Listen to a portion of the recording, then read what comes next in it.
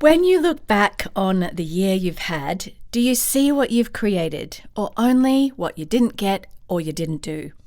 Welcome to the Healthy, Wealthy, Wise Artist podcast, where artists of all kinds come to fuel their passion, sharpen their skills, and thrive in their creative lives. I'm your host, Lara Bianca-Pilcher, life and creativity coach and fellow artist, here to support you on your artistic journey. Whether you're a performer, writer, visual artist, or any kind of artist, this is the space for real talk, practical advice, and inspiring stories. Subscribe and join us each week for more inspiration and actionable insights to fuel your artistry. Let's dive in and get inspired. Hello, artist friend. Welcome back to the Healthy, Wealthy, Wise Artist podcast.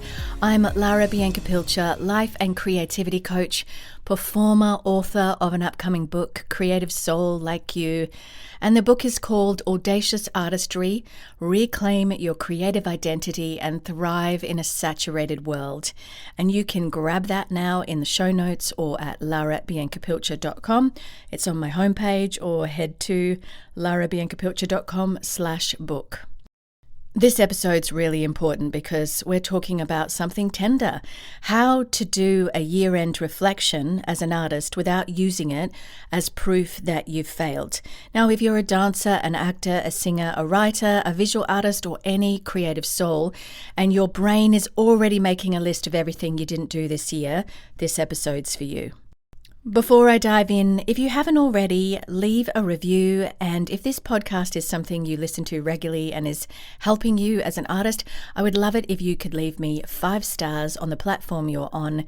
It helps the algorithm get this to more artists. And let me know when you did. Drop me a line at Lara Bianca-Pilcher on Instagram or any social media platform, and let me know, and I would love to read what you write.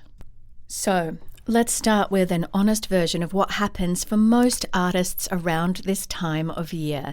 You sit down with a journal or you open your notes app, and the questions that hit are, why didn't I book more work this year? Or why didn't I post more? Or why am I still not where I thought I'd be by now? And maybe you don't reflect in your journal and do that. Maybe you just think those things, even unaware as you're scrolling social media. For example, if you're a performer, you might count how many auditions you had and then quietly count how many times you heard nothing back. If you're a writer, maybe there's a half-finished draft on your desktop that feels really like it's screaming at you that you failed, and it's screaming louder than anything that you actually did finish. Maybe you're a visual artist and you might be scrolling your feed and comparing your year to the highlight reels of other people's gallery shows or commissions or exciting news updates. You might call it reflection. You'll see a lot of posts and a lot of people shouting about that. They'll do highlight reels of their year as we approach this next month and into the month after. And they'll call it reflection. But most of the time it's not reflection, it's actually cross-examination, and you put yourself on the witness stand and ask, did I do enough to deserve calling myself an artist this year? And if the answer in your nervous system, that's like your body's fight, flight, faint, freeze, fawn response system, is no, guilt comes in fast, and you hear subconsciously things like, I wasted time, I should have pushed harder, why am I so bad at this? Why does nobody want me? Other people are more serious than me, or maybe I worked my butt off and nothing happened, I must really suck. Here's the truth. I want to offer you early in this episode, because most artists aren't afraid of looking back at the year. They're afraid of what their inner critic will say when they do, so they don't reflect. And yet reflecting is the most beautiful thing when you do it in the right way. And that's what this episode's about. Many artists, maybe you avoid reflecting. Actually, human beings avoid reflecting at all. Or we do it quickly, harshly, and call it that clarity. And I want to give you another way in this episode. From a psychology point of view, your brain is wired to notice threat more than safety. It's called the negativity bias. And when you look back at your year, your mind doesn't scan for the quiet Tuesday you spent writing in the cafe, or the dance class that woke your body up again, or the sketchbook that you slowly filled. Your brain scans for what felt like risk, the reflections, the near misses, the times you didn't show up for something at all. And in social comparison, seeing other dancers on tour, for example, or other actors on set, or other writers with book deals, and your nervous system starts going, and reads your year basically. It sees it as a threat and reads your year as not enough, not fast enough, not big enough. But here's the truth that you need to understand, and I want you to hold on to this. Your creative worth cannot be measured in 12-month output. Part of that is in my new book, Audacious Artistry, and it's also what I teach in my free masterclass, Stop Begging for Scraps. That feeling of begging for tiny bits of validation from the industry or the communities around us, the artists around us. You know who you're begging from. Social media likes, validation, or the algorithm, yes. When you only measure the year in visible wins, you ignore the inner work that happened, you ignore the healing that is very valid, you ignore the quiet rebuilding, and you ignore the experiments that didn't land but changed you and that you grew from. From a coaching and nervous system perspective, your year might have been a recovery year after burnout, a learning year where you tested formats, a year where you got your finances in order doing a job that wasn't the art, but you were able to pay your bills, or a foundation year where you set up systems or training better in your life, or a grief year where your art took the back seat while life around you was happening and life needed you to be in other capacities. And those years are not wasted. Mothering, for example, often artists really struggle, or even being a father. Those years aren't wasted. They are the soil years. And the soil years don't look exciting in a highlight reel, but they feed everything that comes next. I really have had a year of soil year, which basically means for me a year of planting. I haven't booked 1 million jobs. I have done an acting job this year, and it was wonderful. I've done 1 million auditions and heard silence. I have had a book that has been in publication pipeline the entire year, but it comes out next year. There's so much that I've set up on the back end with my website and refining my social media strategies and things that artists don't love doing and often don't see as valuable, but they're part and parcel of being a freelance creative person. Now, these things probably don't make a great highlight reel, but they needed to happen. So if you're listening to this and you're thinking, okay, Lara, I hear you, but I still feel like I'm begging for scraps of proof that I matter as an artist, I've created something just for you. I have a free 30-minute video masterclass download called Stop Begging for Scraps, the Artist Worth and Identity Masterclass. In it, I walk you through the hidden reason artists feel empty even when they're working hard, why you keep trying and tying your worth to what you produce, and also how to start relating to your art from worth and not desperation. And you can watch this in your own time, no cameras, no spotlight. Just go to larabiancapilcher.com/masterclass and you'll get instant access. And if this whole conversation around worth and identity and being an artist in a saturated world is lighting something up in you and helping you feel seen, heard, and known, you can pre-order my book, Audacious Artistry, now. And it's about reclaiming your creative identity and thriving in a saturated world at larabiancapilcher.com/book, as mentioned earlier.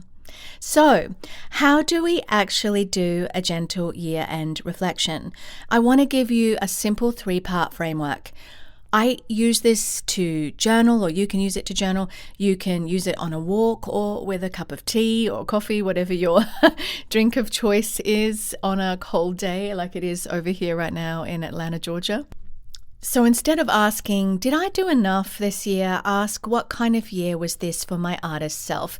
Maybe it was a year of rebuilding your confidence after a harsh director or teacher. I've had that. and it really can hit in places that just take time to heal and then feel safe to come back and continue on. A year of juggling a day job while keeping one small thread of your art alive, that's just real as well, because we live in a world that has an economic pressure. A year of parenting, caregiving, maybe you have older parents, or moving countries or cities, or other things that take up your space, with art simmering in the background. Naming the season honors the context. You stop grading yourself by standards that never fit your reality. Also, it's important to count seeds and not only fruits. So your brain will want to count only finished work, roles booked, canvases sold, chapters written, songs released. But I want you to also list the seeds, the classes you took, the drafts you started, the sentences you wrote, the relationships you nurtured through maybe a networking event or meeting somebody, the ideas that scared you in a good way, and the courage it took to rest instead of grind it out and hustle it out over and over again. And seeds don't look impressive on paper, but they are real and they matter and they are part of the artist's life. So 3 little reflection steps just to go over them is name the season, not just the stats. What kind of year was this for my artist self? 2 was count the seeds, not only the fruits. And 3 is this, ask one gentle question. What kind of artist did I practice being this year? Did you practice being the artist who only feels valuable when they're busy? And that's what we get screaming at us when we are out there in the world through particularly social media. Or did you start to practice being an artist who set boundaries, rest when they need to, experiments without needing immediate applause, and speaks to themselves with a little more kindness? Even if your outer year looks really quiet, your inner practice might have been huge for you this year, and that counts. So here's what I want you to hear as we come to the end of this reflection episode. You are not a failed project because this year didn't look like your fantasy timeline. You are a working artist in a real body, in a loud world, doing your best with what you had, and that is worth honoring too.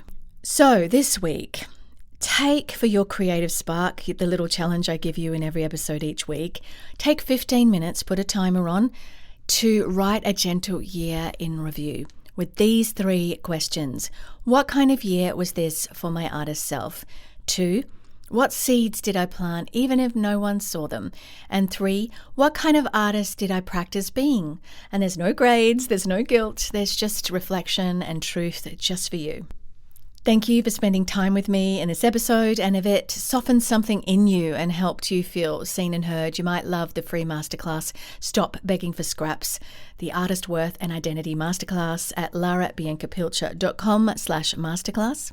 And as mentioned, you can order Audacious Artistry now at larabiancapilcher.com/book. And really, these resources that I'm mentioning and have said a few times for a reason is that they are helping you with the deeper fear that you might not have even identified. That is a fear of disappearing, a fear of not mattering, is that a word? Mattering in a world that's just so saturated and so busy, and it just feels sometimes like maybe I'm just insignificant, and it can make you feel like you're disappearing. These resources are for you. Make sure you follow Healthy, Wealthy, Wise Artist on the platform you're on so you don't miss out on what's coming next. I do this every Tuesday morning, 5 a.m. Eastern Standard Time. I release a new episode. I'm cheering you on, not for just what you produce, of course I would cheer that on, but for who you're becoming as an artist. And I'm with you on the journey, friends. Bye for now. Thank you for tuning in to the Healthy, Wealthy, Wise Artist podcast. If you enjoyed today's episode, don't forget to subscribe so you'll never miss an inspiring conversation or actionable insight. You can read the show notes and learn more at larabiancapilcher.com. And be sure to share this episode with fellow artists who could use a little extra inspiration. Until next time, keep creating, stay audacious, and remember, your artistry matters.